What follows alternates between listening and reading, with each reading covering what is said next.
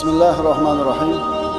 Innal hamdalillahi nahmaduhu va nasta'inuhu va nastaghfiruh va na'udzu billahi min shururi anfusina va min sayyiati a'malina.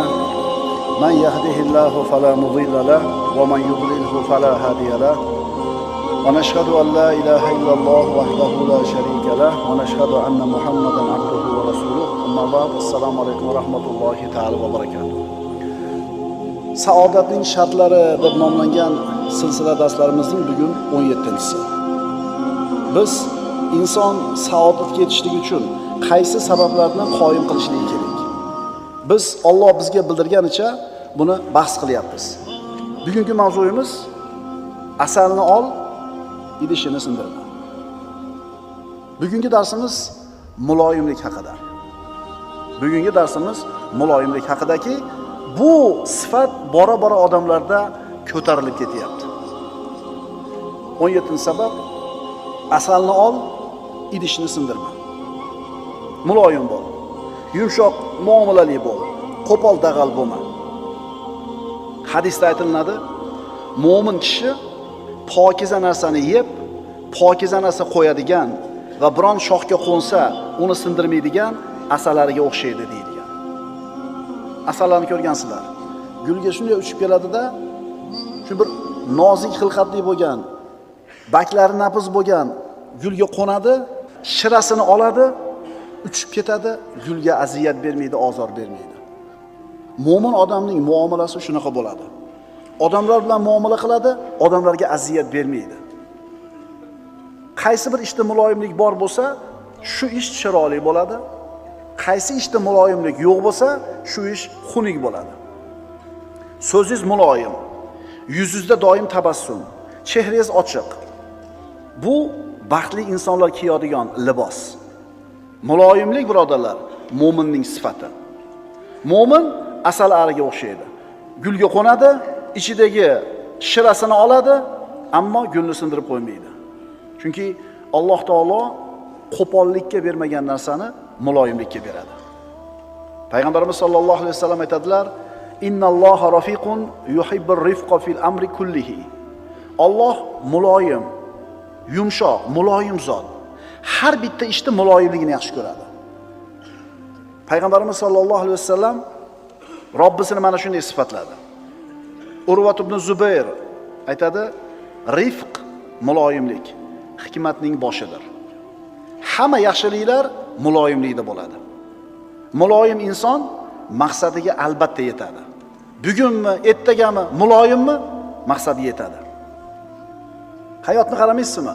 Qilayotgan hamma ishimiz muloyim bo'lsa baraka topamiz. Muloyimlik bilan yondashsak ishlarimiz oxiriga yetadi. Bir ko'chatni yerga ko'chiring. Gul bo'lsin, daraxt bo'lsin.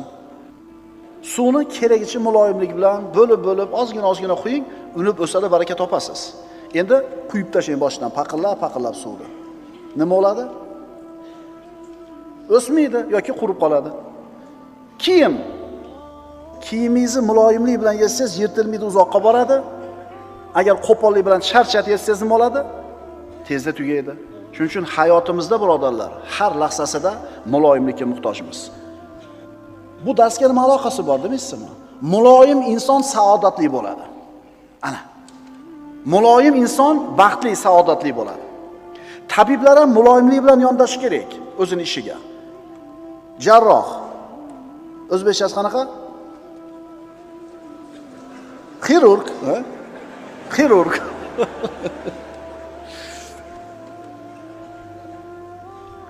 Agar jarroh qo'pollik qilsa, bemorni biror a'zosiga zarar yetkazib qo'yadi. Bir tomirini kesib qo'yadi, shol bo'lib qoladi. Bitta tomirini kesib qo'yadi, qo'pollik qilib, miyasida bo'ldi, gapirmay qo'yadi. Ayrim shaharlarni gul bog'lariga kirib ketsangiz yozib qo'yar ekan, sekinroq yur, muloyim bo'l. Chunki potur-putur qilib qo'pollik bilan kirsa, ancha-muncha gulni tepalab pachaqlab qo'yar ekan, o'zi sezmas ekan. Payg'ambarimiz sollallohu alayhi vasallam o'zi muloyim zot bo'lganlar. Mana biz kimga taqlid qilishimiz kerak? Mashhur qissa, Nabiy sollallohu alayhi vasallam sahobalari bilan masjidda o'tirar ekanlar, bir arobiy kirdida masjidni devoriga qarab bavul qilib qoldi. Sahobalar yoqasidan shu bo'g'ib shu siydigini to'xtatmoqchi bo'lishdi, to'xtadi. Payg'ambarimiz tek qo'yinglar, bo'shanib olsin dedi. Sahobalar qo'pollik qilishdi.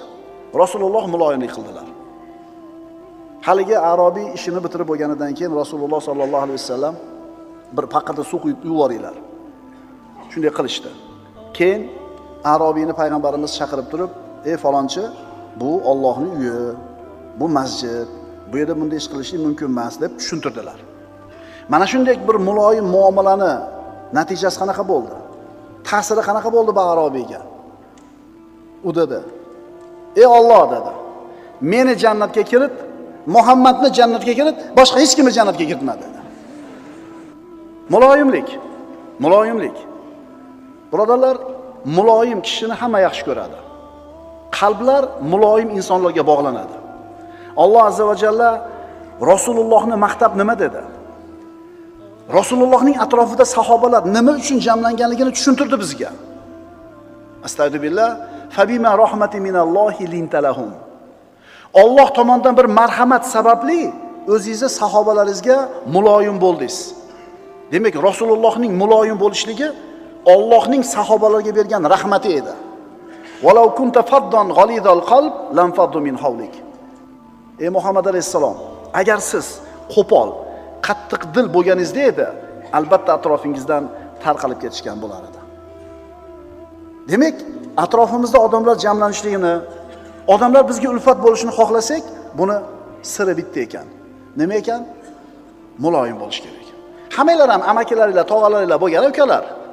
Qaysi tog'alarni yaxshi ko'rardinglar, qaysi amakilarni yaxshi ko'rardinglar?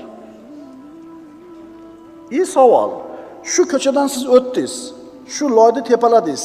Endi siz o'zingiz amaki, o'zingiz tog'a bo'ldingiz. O'zingiz qanaqasiz endi? Shunday bir odamlar bor, agar ular bir majlisga kirib kelsa, hamma xursand bo'lib ketadi. Hamma ularga tikiladi. Qalblar ularning kelishi bilan tiriladi, ko'ngillar yoziladi. Chunki bu odamlar o'zlarining so'zida odamlarga mahbub bo'lishgan. Oldi berdi, keldi ketdilarida hammaga manzur yoqimli, chunki ular muloyim insonlar. Birodar, saodat istayapsanmi? Muloyim bo'l. Do'stlarni kasb qilish, qalblarni o'ziga rom qilish, bu bir shunday bir fan, ilmki, bu ilmga ulug', oliyjanob, kamtar insonlargina ega bo'ladilar. Muloyim insonlar ega bo'ladi. Agar bunday odamlar hozir bo'lsa, ularning kelishligi odamlarga xursandchilik. Agar yo'q bo'lsa, ular haqida odamlar so'rab surishtiradi. Falonchi bormi? To'kinchi bormi? Haqqiga duolar qilinadi. Ular mana shunday bir maqom martabaga qanday yetgan, bilasanmi, birodar? Ularni, bu insonlarni, bu baxtli insonlarni, bu muloyim insonlarni axloqiy dasturi bor. Mana shu axloqiy dasturni mahkam tutgan. U qaysi dastur deysizmi? Idfa billati hiya ahsan fa idha alladhi baynaka va baynahu adawatun ka'annahu waliyyun hamim. Mana shu oyatni o'zlariga nima qilgan? Dastur qilib olishgan ular. Oyatda shunday deyiladi. Siz har qanday yomonlikni eng go'zal so'zlar bilan daf qiling. Shunda banogoh siz bilan o'rtalaringizda adovat bo'lgan kimsa qaynoq do'st, sodiq do'st bo'lib qolur. Ya'ni bunday odamlar odamlardan keladigan aziyatlarga muloyimlik bilan javob beradi. Odamlardan kelayotgan noo'rin so'zlar, noo'rin muomalalarni yutadi, o'tkazib yuboradi. Chiroyli muomala qilib qo'yadi. Natijada boyaga unga yomonlik qilayotgan, qo'pol gapirayotgan, dushmanlik qilayotganlar ularning do'stiga aylanadi. Yomonliklarni unutishadi, yaxshilikni eslab qolishadi. Ularga nisbatan noo'rin, qabih so'zlar aytiladi, ularning yonidan o'tib ketadi, ammo quloqiga kirmaydi. Borsa kelmas tarafga qarab ketaveradi. Mana shu dasturni ushlagan muloyim odamlar doim qalbi rohatda bo'ladi. Odamlar ulardan omonda bo'ladi. Musulmonlar ulardan salomat bo'ladi. Arabiy maqol: "Man lanat kalimatuhu wajabat mahabbatuhu." Kimning so'zi muloyim bo'lsa, uning muhabbati odamlarga vojib bo'ladi. Bu degani muloyim gapirgan odamni hamma yaxshi ko'radi degani. Siz holimay yaxshi ko'rib qolasiz bu odamni muloyim gapirganligi uchun. Mana sahobalar nima qilishdi, Rasululloh nima qildilar? Kimni yaxshi ko'rib qoldi Arobiy? Abu Hamid G'azzoliy aytadi, muloyim so'zlar toshdek qattiq qalblarni yumshatadi. Qo'pol, dag'al so'zlar esa ipakdek muloyim qalblarni qotirib tashlaydi. Ali ibn Abi Talib aytadi, senga qo'pollik qilganga muloyimlik qilgin, shunda u ham senga nisbatan yumshaydi, muloyimlashadi. U ham xo'mrayib turadi, sen ham xo'mrayib turasan. O'sha birinchisi bilasizmi, assalomu alaykum deb qo'lni uzatsa, uyatganingdan ham assalomu alaykum deysan-da. Rasululloh sallallohu alayhi vasallam aytadilar, al-muslimu man salima al-muslimuna min lisanihi va yadihi. Haqiqiy musulmon kim? Musulmonlar uning tilidan va qo'lidan salomat bo'lgan kishilar. Mashinasidan salomat bo'lgan kishilar biz zamonimizda. Signalidan salomat bo'lgan kishilar, gazni qattiq boshidan salomat kishilar, chiyda tormoz boshidan salomat bo'lgan kishilar. Siz mashina minayotganda ozor bermayapsizmi? Siz haqiqiy musulmonsiz. Endi mashina minayotib turib odamlarga ozor, aziyat beryapsizmi? Demak, siz haqiqiy chinakam komil musulmon emassiz hali. Val mu'minu man amina an-nasu ala dima'ihim va amwalihim. Endi mu'min kim? Haqiqiy mu'min kim? Haqiqiy mu'min odamlarning qonlari va mollari undan amalda bo'lgan kishi. Birovning qoniga ham, moliga ham ko'z olaytirmaydi. U odamlar musulmonmi, musulmon emasmi farqi yo'q. Musulmon odam oldida boshqalar, mu'min odamning oldida boshqalar kim bo'lishidan qat'iy nazar ular xotirjam turadi. Bu musulmon deydi.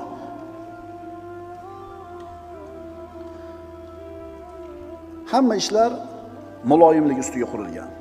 Hadisda aytildi, qaysi ishda, qaysi narsada muloyimlik bo'lsa, shu ish chiroyli bo'ladi.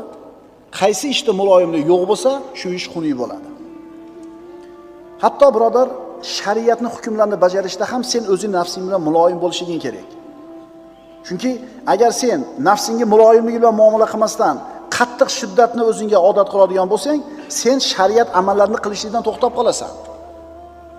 Ibn Hajar rahimahulloh aytadiki, kimda kim diniy amallarni bajarishda g'uluv ketsa, chuqur ketsa, muloyimlikni, rifqni tark qilsa, shubhasiz o'zi ojiz qoladi va amallardan mag'lub bo'lib to'xtab qoladi.